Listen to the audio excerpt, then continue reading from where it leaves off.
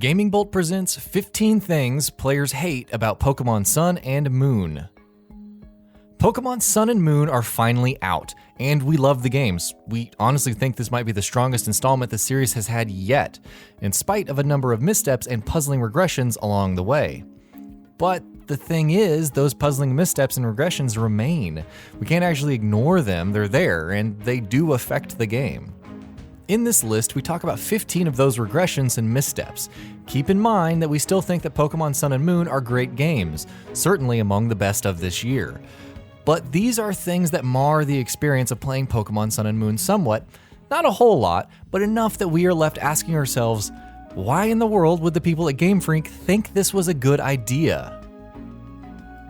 A really slow start. Pokemon Sun and Moon are more story-focused than any of the previous games in the series. The payoff is in a hugely changed structure this time around, and in a largely great story, told really well. However, such a story-centric focus comes with its own caveats. For instance, take the starting of the game. It's extremely long, and the first few hours of the game are spent in a setup of the world, the characters, and the narrative, not to mention bogged down with the endless tutorials that Pokemon is famous for. Things get better after a couple hours into the game, but those first few hours can be a pain in the neck, especially for those of you who just want to set out on your own adventure to be the very best, like no one ever was. Battles are now slower. It's not just the starting of the game that's slower, battles in the game are slower too.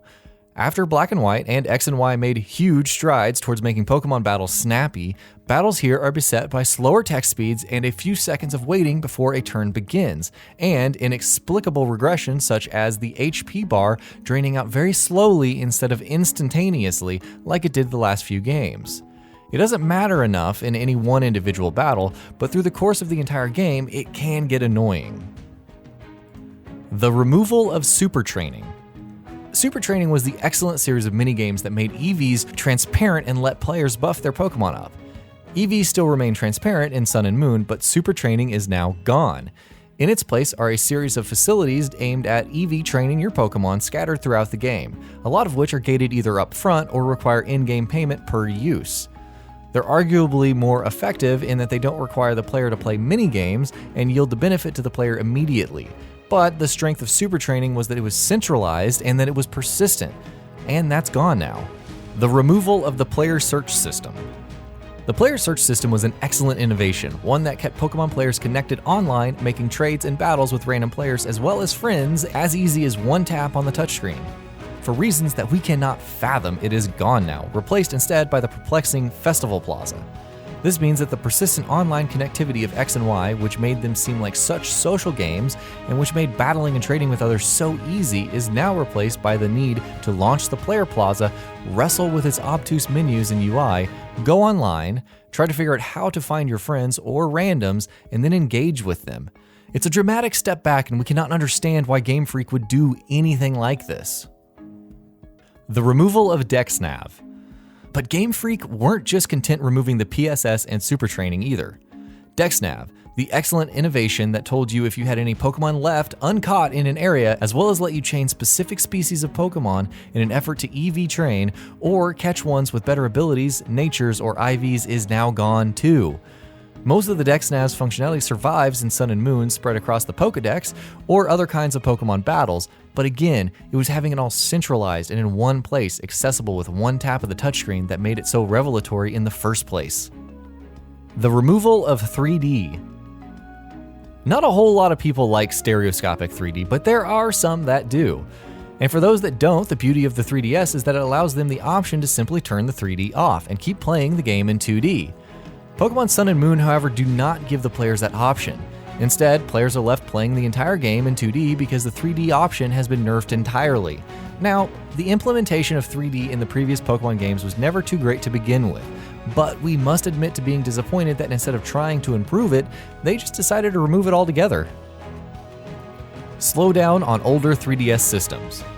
Especially since the games don't run that well to begin with, not on older 3DS systems anyways.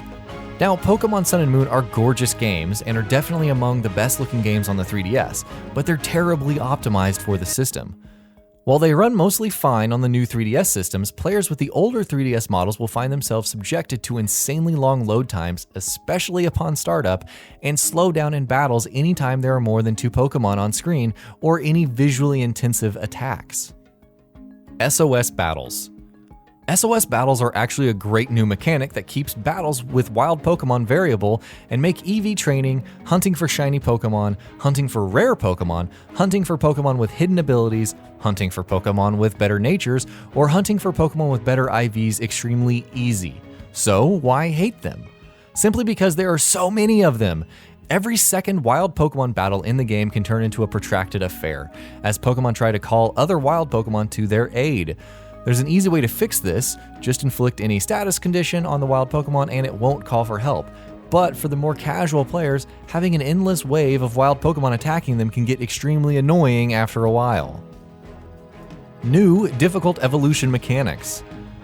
Pokemon Sun and Moon introduced some incredibly great new Pokemon, but they're also making evolving them a total pain in the neck. Take Salandit, for example. It's an incredible fire poison type Pokemon that's a great addition to any team, but it's crippled by the fact that only female Salandit evolve into Salazzle. Why is this an issue? It's an issue because only 12.5% or 1 in 8 Salandit found in the wild are female.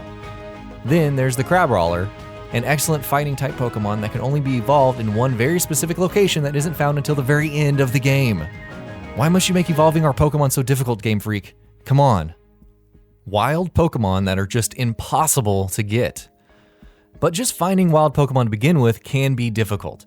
A lot of new wild Pokemon are incredibly rare in the wild, such as Mimikyu and Jangmo-o, which have an encounter rate of 5% or 1 in 20. That's bad enough, but then there's the fact that a whole lot of Pokemon can only be found in extremely obtuse ways.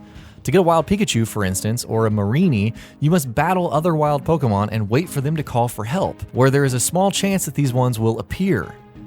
But Goomy probably takes the cake here. To find a Goomy in the wild, you must initiate a wild Pokemon battle when it's raining, which can be totally random, by the way, and wait for that Pokemon to call for help and hope Goomy shows up.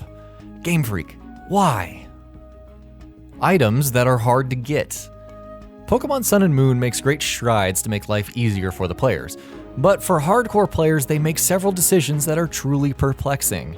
One of these is their decision to make items such as Destiny Knot, vital for breeding the perfect Pokemon, harder to get.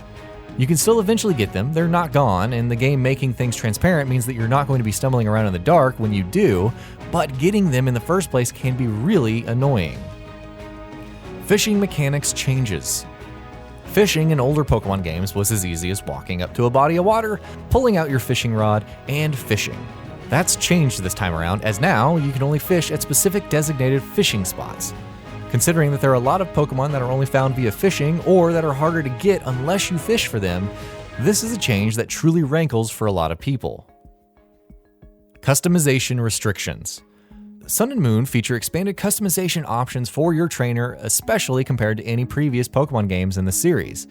But then they make the boneheaded decision of locking out a lot of these options behind specific versions. Put simply, if you're playing Pokemon Sun and you want a blue shirt, or you're playing Pokemon Moon and want a red top, you're out of luck. Red and warmer colors and blue and cooler colors are exclusive to Pokemon Sun and Moon respectively. Pokefinder remains underutilized. The Pokefinder is a photography-based minigame in Pokemon Sun and Moon that could have really been something. It could have been the return to Pokemon Snap, the beloved cult classic photography-based Pokemon game, if nothing else. So it's really disappointing that it remains underutilized in Sun and Moon. Photography spots are limited, options are limited, the Pokemon you are photographing only strike a few poses before they start repeating themselves, and there's no way to share the photos you've taken with other players in the game. Basically a missed opportunity. No side quest trackers. Pokemon Sun and Moon feature an expanded side quest system where you can go and catch specific Pokemon for NPCs, find their Pokemon that have scattered about in the overworld, and more. But there's no way to track these side quests. So if you accept a quest and then stop playing and then come back to the game a couple days later, well, the game will never tell you that you accepted the side quest to begin with. This is most egregious with the Zygarde side quest, because the game never tells you how many Zygarde cells you have collected and which ones, meaning trying to track all of them down can be truly taxing. And that wraps it up. What are your thoughts about this? Let us know in the comments below. And if you enjoyed this video, please like and share it on Twitter and Facebook. And why not consider subscribing? We upload some really cool videos almost every day. Thank you for watching this video, and happy gaming!